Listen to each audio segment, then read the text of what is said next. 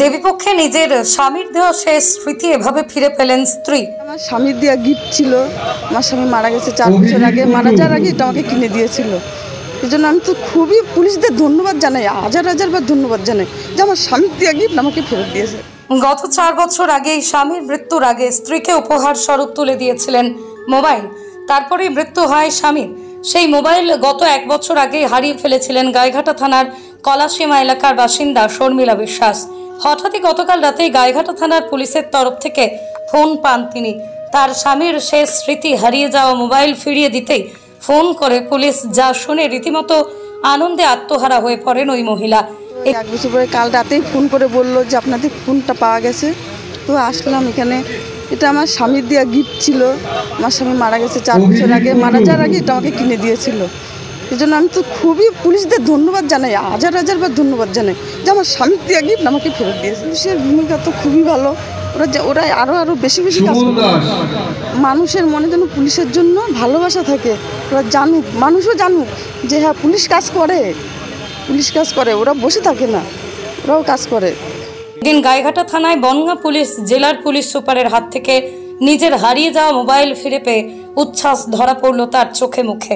জানা গিয়েছে দিন গাইঘাটা থানা এলাকায় হারিয়ে যাওয়া প্রায় 50টি মোবাইল প্রাপ্তি বিশেষ পুলিশের দলের মাধ্যমে মেলায় এই মোবাইলগুলো এদিন মালিকদের হাতে ফিরিয়ে দেওয়া হয়। পুজোয় নিজেদের হারিয়ে যাওয়া মোবাইল ফিরে পেয়ে যেন অনেকটাই আনন্দিত হলেন এই সকল মানুষজন। সকলেই ধন্যবাদ জানালো পুলিশের এমন উদ্যোগকে, এমন ভূমিকাকে। পুলিশের তরফ থেকেও জানানো হলো মানুষের সমস্যা সমাধানে সর্বদাই তারা সজাগ রয়েছেন।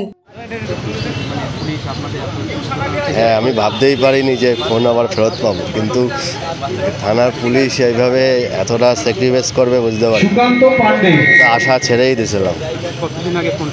এই 6-7 মাস আগে, কাল রাত্রি 10:30টায় তাকে ফোন করে বলেছিল নিয়ে আজকে আসতে, বাড়ি এসে আমাদের যে প্রাপ্তি, আমাদের ইনিশিয়েটিভটা রয়েছে মাননীয় SP sir Shri Dinesh Kumar IPS, ওনার উদ্যোগে সেই প্রাপ্তির মধ্যে যেই সব মোবাইলগুলো হারিয়ে যাচ্ছে সেই মোবাইলগুলো আমরা ট্র্যাক করে আমরা সেগুলো আবার ওনাদের কাছে ফিরিয়ে দিচ্ছি। তো আজকে গাইঘাটা অঞ্চলের মধ্যে প্রায় 50টা মতো মোবাইল মাননীয় এসপি স্যার ওনাদের হাতে ফিরিয়ে দিয়েছেন, যাতে পুজোতে ওদের কমিউনিকেশনের কোনো প্রবলেম না হয়। পুজোতে কমিউনিকেশন ইম্পর্টেন্ট, আর এটা আমাদের প্রাপ্তি যে ইনিশিয়েটিভটা রয়েছে সেই ইনিশিয়েটিভের আন্ডারে হচ্ছে।